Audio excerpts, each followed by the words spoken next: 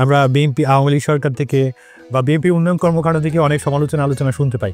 সেহেতু ওই আগের কর্মকাণ্ড থেকে বা আওয়ামী লীগের শাসন আমল থেকে আমরা কিছু শিখবো কিনা? আসলে আমরা এখন আর কথা দিয়ে নাই, কাজ দিয়ে প্রমাণ করব। আমি বলি, কাজ করলে সমালোচনা থাকবে, কাজে যদি করা না হয় তাহলে সমালোচনা থাকবে করে।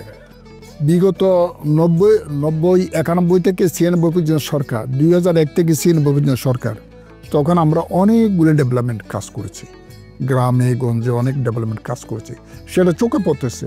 আবার সেটা সমালোচনা হতে পারে, আলোচনা হতে পারে। কাজ করলে আলোচনা সমালোচনা থাকতেই পারে। এটা কোনো আপনাদের এই চট্টগ্রাম উত্তরাঞ্চল একটা পর্যটনের জন্য অপার সম্ভাবনার একটা জায়গা, আর ওই জায়গাটা গ্রাম, উত্তরাঞ্চল একটা গ্রাম।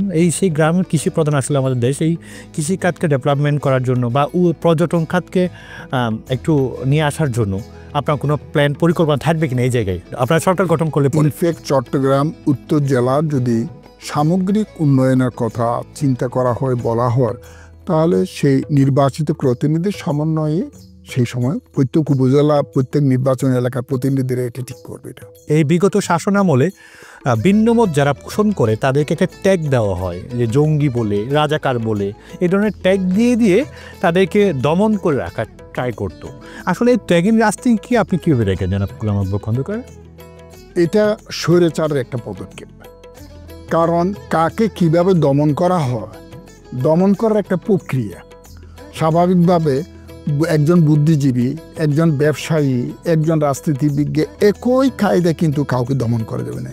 একজনকে এক একটা ট্যাগ দিয়ে তাকে দমন করার জন্য এটা প্রক্রিয়া।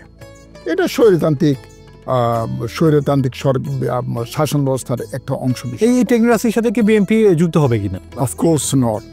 এই আমাদের ভারপ্রাপ্ত চেয়ারম্যান এবং আমাদের হাইকমান্ড ইতিমধ্যে বিভিন্ন সময় বিভিন্ন বক্তব্য রেখেছেন এই ব্যাপারে।